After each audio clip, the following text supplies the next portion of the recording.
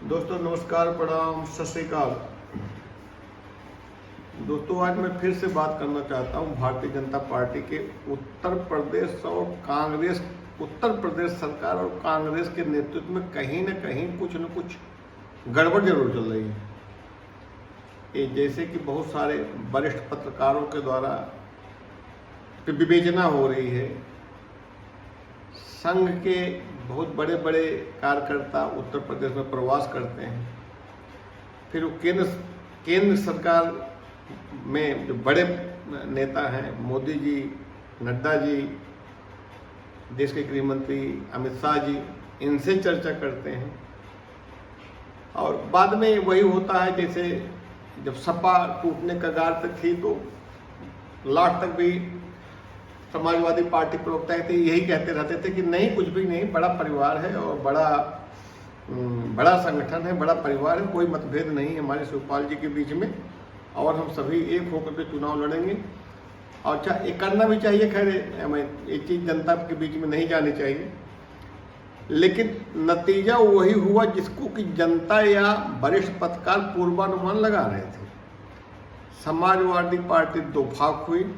शिवपाल जो कि अखिलेश यादव जी के सगे चाचा थे, वो अलग पार्टी बना करके चुनाव लड़े और समाजवादी पार्टी मुलायम सिंह यादव जो वरिष्ठ नेता है, उनके संरक्षक हैं, और अखिलेश यादव जी के नेतृत्व में लड़ा गया, जो कि दोनों की बहुत बुरी तरह हार हुई। अब बात आते हैं जो ये भूतकाल की मैं बात आप लोगों से शेयर कर रहा हूं। अब आ जाती है बात प्रेजेंट टाइम की। उत्तर प्रदेश में पहले भी मैंने चर्चा कर दिया था कि एक जो निम्न वर्ग है वो योगी जी से नाराज है, एक मुस्लिम समाज वो योगी जी से नाराज है, हिंदुओं में जो ब्राह्मण समाज है वो योगी जी से नाराज रहते हैं।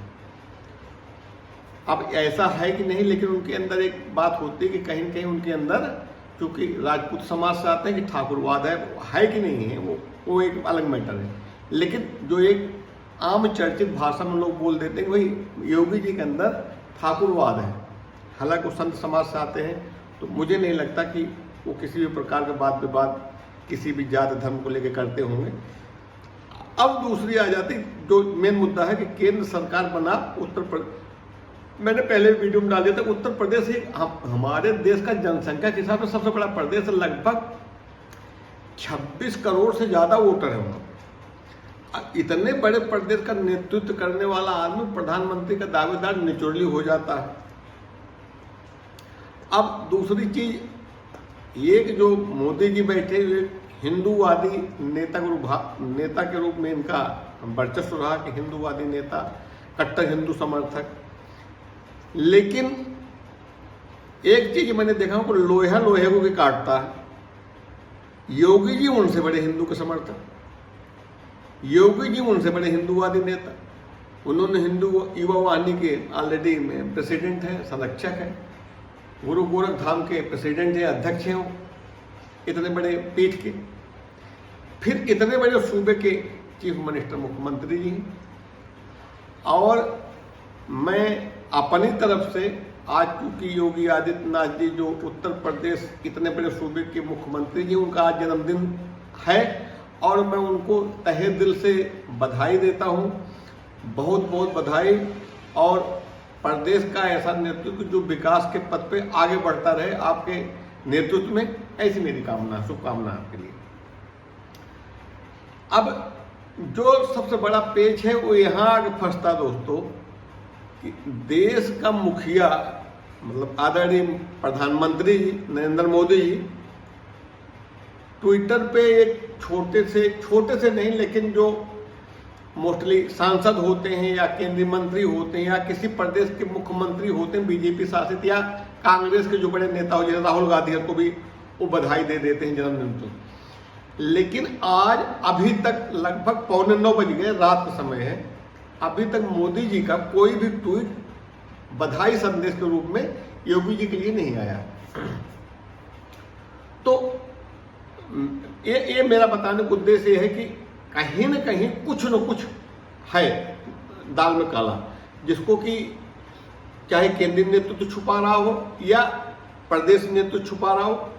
अब ये कहीं ना कहीं एक ईगो की भी लड़ाई ऐसे बन जाती है कि क्या पता ऐसा हो कि मोदी जी अपनी छवि सुधारने के लिए, जैसे भी कोरोना काल में उनकी छवि धूमिल हुई है, जिसको मेंटेन करने के लिए गोदी मीडिया दिन रात लगी हुई है, दिन रात काम कर रही है, और अपनी पीठ इनके आदरणीय गृह मंत्री जी खुद ही थपथपा रहे हैं कि हमने बहुत अच्छा काम किया। जब कोरोना काल में पूरे हिंदुस्तान के छोटे से ग्रामीण जनता को पता है कि देश के गृह मंत्री को कहीं अतः पता नहीं था वो कहाँ है, वो मतलब किस उसमें जाकर छुप गए हैं। उनका कोई स्टेटमेंट नहीं आना, कहीं जनता के बीच में नहीं आना, जबकि देश का गृह मंत्री जो होता है प्रधानमंत्री के बाद में दूसरी रिस्पॉन्सिबिलिटी वाली पोस्ट होती है, बहुत बड़ी पोस्ट होती है।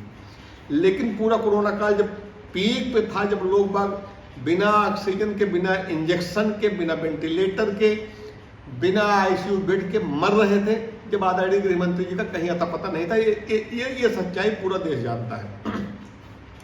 तो कहीं ना कहीं इनकी छवि धूमिल हुई है, और हिंदूवादी नेता के रूप में मेरा अपना एक आकलन है कि मोदी जी से ज्यादा पॉपुलरिटी योगी जी की है। लगभग जो हिंदू वर्ग है पूरा देश उसको योगी जी को ज्यादा कट्टर मानता, कि ज्यादा बहुत बड़े हिंदूवादी नेता हैं। तो कहीं ना कहीं मोदी जी को योगी जी से ज्यादा डर लग रहा होगा कि हम नेक्स्ट 2024 में हमारे कुर्सी के दावेदार हैं, या ईगो की लड़ाई में योगी जी को वो हटाना चाह रहे होंगे कि यूपी में ज़्यादा गंगा जी के किनारे की जो लाशें तैरती हुई मिलाई देखी गई, या जो शमशान घाटों पे लंबी लंबी लाइनें लगी मिली लाश जलाने के लिए लाइनें, और ज़्यादा मतलब इस कोरोना काल में बहुत ज़्यादा नेगेटिव रिपोर्ट यूपी से आई थी। तो या तो मोदी जी ये सोच रहे होंगे कि हमारी छवि इनकी वजह से धूमिल हुई। अब खैर सच्चाई या इसका परिणाम जिस हिसाब से अभी तक मैंने देखा, आज भी मैं मोदी जी का पूरा ट्वीट पढ़ रहा था, उसमें एक भी ट्वीट प्रदेश के मुखिया योगी आदित्यनाथ जी के जन्मदिन पर बधाई संदेश के नाम पे कुछ भी नहीं था। तो कहीं ना कहीं कुछ न कुछ दाल में काला है। अब आगे देखते जाइए होता क्या क्या। जय हिंद, जय भारत।